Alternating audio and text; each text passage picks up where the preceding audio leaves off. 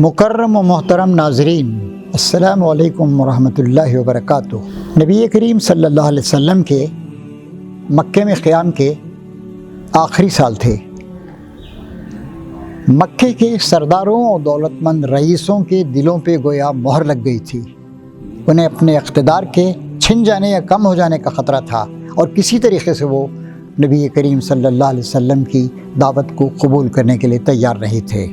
اس وقت نبی کریم صلی اللہ علیہ وسلم نے وہاں سے تقریباً 100-125 کلومیٹر کے فاصلے پر طائف، ٹھنڈا مقام ہے، پہاڑیاں ہیں، وہاں پر انگوروں کے باغ ہیں، کچھ پھل بھی وہاں پر پیدا ہوتے ہیں۔ ایک بار مجھے جانے کا موقع ملا ہے وہاں پر۔ اب تو بہت اچھی سڑک ہے وہاں پر، لیکن نبی کریم صلی اللہ علیہ وسلم کے زمانے میں پہاڑیوں پر چڑھ کر اتر کر مختلف پیچیدہ راستوں سے وہاں پہ جانا پڑتا تھا۔ چنانچہ نبی کریم صلی اللہ علیہ وسلم وہاں پر تشریف لے گئے۔ آپ نے سوچا کہ مکے کے سرداروں کے دلوں پر تو گویا مہر لگ گئی ہے، تو چلو چل کر وہاں کے جو اہل خیر اور لوگ ہیں ان کے سامنے بات کو پیش کریں۔ وہاں 3 سردار تھے۔ انہوں نے آپ کے ساتھ بات کرنے سے بھی انکار کر دیا اور کہا ہم آپ سے بات کرنے کے لیے تیار نہیں ہیں۔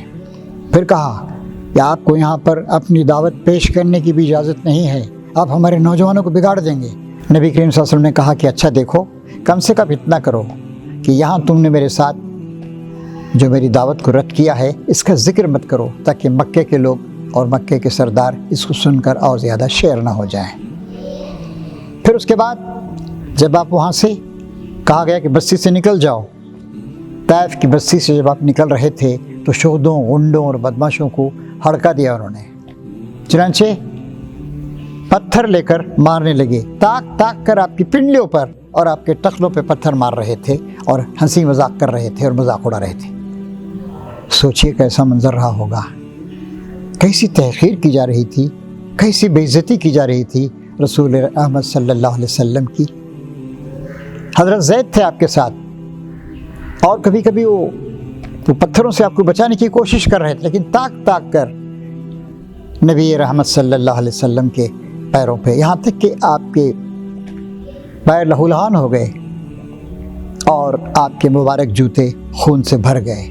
کبھی کبھی آپ بالکل نڈھال ہو کے بیٹھ جاتے، پھر کھڑا کر دیا جاتا اور پھر پتھروں کی بارش ہوتی۔ آخر کار نبی کریم صلی اللہ علیہ وسلم باہر آئے اور وہاں ایک انگور کا باغ تھا، اس کی دیوار سے ٹیک لگا کر نڈھال سے ہو کر اب بیٹھ گئے۔ اب دیکھیے اللہ تبارک و تعالیٰ اپنے مظلوم بندوں کی اور اپنے انبیاء کی کس طریقے سے مدد فرماتا ہے۔ وہاں پر ایک باغ تھا اور ربیہ کے بیٹے تھے عتبہ اور شیبہ، مکے کے لوگ تھے، وہ ان کا باغ تھا وہاں پر۔ وہ ان کو ذرا کچھ احساس ہوا، انہوں نے اپنے عیسائی غلام عداس کو بلایا اور کہا عداس دیکھو اس شخص کے پاس یہ انگور لے جاؤ، اس کی خدمت میں پیش کرو۔ عداس وہ لے کر آئے۔ نبی کریم صلی اللہ علیہ وسلم اس وقت پانی بھی نہیں میسر تھا آپ کو، ٹھیک ہے انگور کے کچھ دانے ہی منہ میں رکھ لیے جائیں، کچھ پیاس تو بجھے، نڈھال تھے آپ، خون بہہ چکا تھا آپ کا کافی۔ آپ نے بسم اللہ الرحمن الرحیم کہہ کر ہاتھ بڑھایا۔ عداس وہ حیران ہو گیا، یہ الفاظ تو یہاں پر کوئی استعمال نہیں کرتا ہے، مجھے حیرت ہو رہی ہے آپ کے ان الفاظ پر۔ پھر اس کے بعد نبی کریم صلی اللہ علیہ وسلم سے پوچھا تم کون ہو، کہاں کے رہنے والے ہو، کس مذہب کے پیرو ہو؟ اس نے کہا کہ میں عیسائی ہوں، عیسیٰ علیہ السلام کا پیرو ہوں میں، اور نینوا کا رہنے والا ہوں۔ اچھا نینوا کے رہنے والے ہو، یونس علیہ السلام کی بستی؟ وہ بالکل متاثر ہو گیا، کہا آپ کیسے جانتے ان کو؟ کہا کہ وہ میرے بھائی ہیں، وہ بھی اللہ کے نبی ہیں، میں بھی اللہ کا نبی ہوں۔ اس کے بعد وہ بالکل متاثر ہو گیا اور کہا کہ خدا کی قسم اس بستی میں تو کوئی شخص اس طرح کی بات نہیں کہہ سکتا ہے، میں اس بات کی گواہی دیتا ہوں کہ آپ اللہ کے رسول ہیں، اور اشہد اللہ الہ الا اللہ واشہد ان محمد رسول اللہ، یہ بات کہہ کر وہ مشرف با اسلام ہو گیا۔ اور پھر اس کے بعد وہ آپ کے پیشانی کی بوسے لینے لگا، آپ کے ہاتھوں اور پیروں کی بوسے لینے لگا، بچھ گیا، بالکل مطیع فرمان ہو گیا آپ کا۔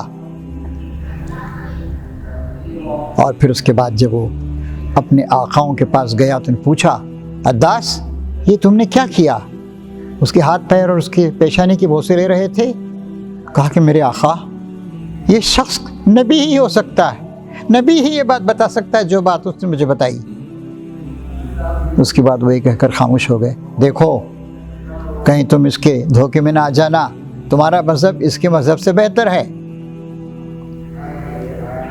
ایک بہت بڑی اطمینان کی اور تسلی کی یہ بات تھی کہ اس مشکل وقت میں جب کہ آپ کو لہو لہان کر دیا گیا تھا، آپ کی تحقیر کی گئی تھی، آپ کو گاؤں سے نکال دیا گیا تھا، ایک سعید روح عیسیٰ علیہ السلام کا ایک پیرو وہ پہچان گیا کہ اللہ کے رسول ہے۔ ہمیں بھی آج اللہ کی دعوت کو اللہ کے تمام بندوں تک پیش کرنا ہے، اور اس راہ میں جو بھی مشکلات اور مصائب ہم کو پیش آئیں ان پر ہمیں صبر کرنا ہے۔ اللہ تعالی ہم سب کو ہمت دے، قوت دے، اور تمام مشکلات اور مصائب کے باوجود اللہ کے دین کا دم بھرنے اور اخلاص کے ساتھ اللہ کے دین کی دعوت کو تمام لوگوں تک پیش کرنے کی توفیق عطا فرمائے۔ وآخر دعوانا ان الحمد للہ رب العالمین۔